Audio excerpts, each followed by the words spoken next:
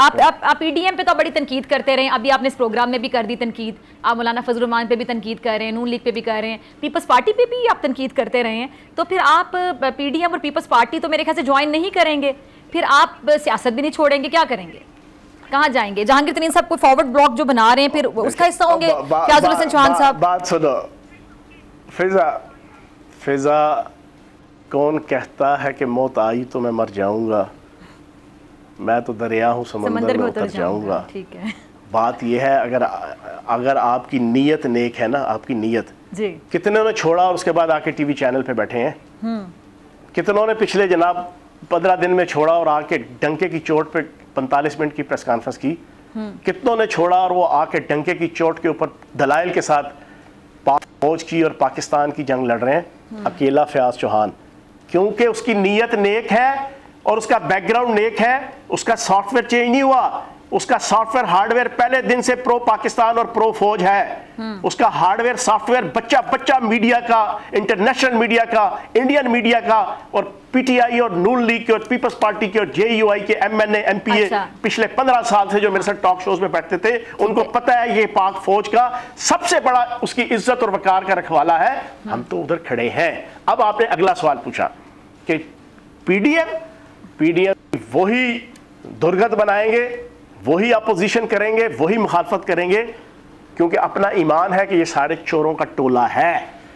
बाकी जनाब रास्ता बनेगा। There is a will, there is a way. अगर पाकिस्तान से मोहब्बत के लिए इतना बड़ा फैसला और फिर उसके बाद मैदान अमल में कूदा हूं लोगों की जहनी आबियारी के लिए, लोगों को बताने के लिए कि पाकिस्तान के साथ क्या साजिश हो रही है, पाकिस्तान के साथ क्या खिलवाड़ हो रहा है, जो इससे पहले किसी ने नहीं बोला। मैं ओन चौधरी नहीं हूं, मैं मुफ्ती सईद नहीं हूं, मुझे ना इद्दत से कोई गर्ज है, ना मुद्दत से कोई गर्ज है, ना कोई करप्शन से, ना कोई उनकी जात से, ना उनके किरदार से, ना मैंने उनकी कैरेक्टर असैसिनेशन खान साहब की करनी है। ये पीटीआई को अब क्या लीड किया जाएगा? ये जितने लोग नाराज हो रहे हैं, छोड़कर जा रहे हैं, वो पीटीआई एक नई शक्ल में हमें नजर आएगी? जरा कुछ समझा दें। तरीन साहब उसको लीड करेंगे, अलीम खान करेंगे, कौन करेगा? आप सब लोग उसमें शामिल होंगे? देखो मैं आपको बताऊं। पहला तो मेरा कल से मैंने एक मुतालबा रखा है कि इमरान खान साहब को और उनकी मिसेस को बाइज्जत तरीके से सेफ पैसेज मिलना चाहिए, उनको बाहर भेज देना चाहिए। ये मैंने कल से जो है इसको इनिशिएट किया है और मुसलसल कल आप एक और प्रोग्राम में भी बात कर रहे थे। लेकिन अगर वो ना जाना चाहे तो उनको कैसे भेज दिया जाए? मतलब कहा जाए कि आप जाएं, वो कह रहे मैंने जाना ही नहीं, छोड़ के मैंने यहीं रहना है। सर बात ये है, 3 पर्चे थे, 3 इंक्वायरियां थी, 3 इंक्वायरियां, Toshakhana, Al Qadir trust, foreign funding. वो 3 केसेस 150 केसेस में कैसे कन्वर्ट हुए? मैं भी सुन लो, तसल्ली से सुनना, बीच में टोकना ना। ये कैसे कन्वर्ट हुए?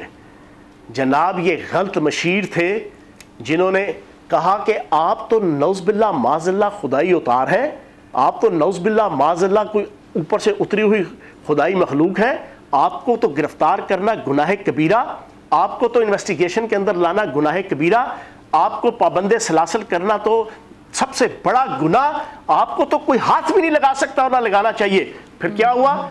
मशवरा दिया गया 5-5 हज़ार 10-10 हज़ार बंदा लेके आप अदालतों पे चढ़ाई करें, आप पेशियों पे जाएं। हर पेशी पे जाते थे आप जनाब, नमाजें बख्शवाने जाते थे, रोज़े रखवा के आते थे, आप 7-8 नए पर्चे लेकर आ जाते थे, बंदे मरवा देते थे, बंदे जख्मी करवा देते थे, हज़ारों ओहदेदारों पे सवियर किस्म के पर्चे हो जाते थे। होते होते इस नाकस, नकम्मे, नखट्टू, नाअहल और मुनाफिक मशीरों की वजह से खान साहब के ऊपर 150 पत्ते हो गए। सबसे निकम्मा मुशीर कौन सा साबित हुआ? जो सबसे निकम्मा, निखट्टू, जो आपने बोला, अगर एक नाम लेना चाहे तो अपने पार्टी छोड़ दी ना, जरा बता दें नाज़रीन। मुनाफिक आला फवाद चौधरी। अच्छा, फवाद चौधरी मुनाफिक आला। Shahbaz Gill foreign element. अच्छा, ठीक है जी, वो अपने खास एजेंडे पे था।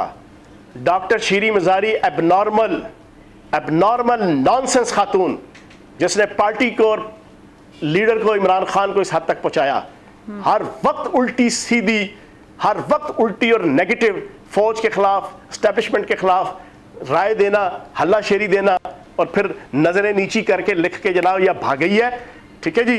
फिर इसी तरीके से वो छोटे लेवल के थे, वो मुसर्रत चीमा जना, वो पैसे के सर पे जना दोनों मियाँ बीवी जाली दवाइयों का कारोबार करते हैं और दोनों मियाँ बीवी ने 1.25 साल से खान साहब को अपने शिकंजे में लिया हुआ है। जो खान साहब एक करते थे वो 4 लगा के उनके सामने ये सारे निकम्मे नाअहल लोग थे, कुछ समझाता ही नहीं था, कोई राय दिया ही नहीं था कि यार मुल्क को, पार्टी को। अच्छा, शहजाद अकबर का नाम नहीं आपने लिया, यानी किसी एक बंदे, और यार वो जिस मिशन पे आया था करके चला गया।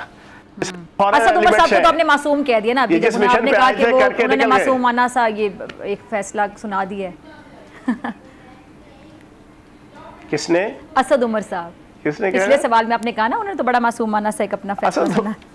चले वो तो मासूम ठहरे ना। असद उमर साहब अच्छे इंसान है, जीनियस इंसान है, और ठीक होगा, अल्लाह पाक खैर करेगा। अगर आपको ये वीडियो पसंद आई तो सब्सक्राइब करें और बेल आइकन पर क्लिक करें। सब्सक्राइब करें और बेल दबाएं ताकि कोई खबर रह न जाए।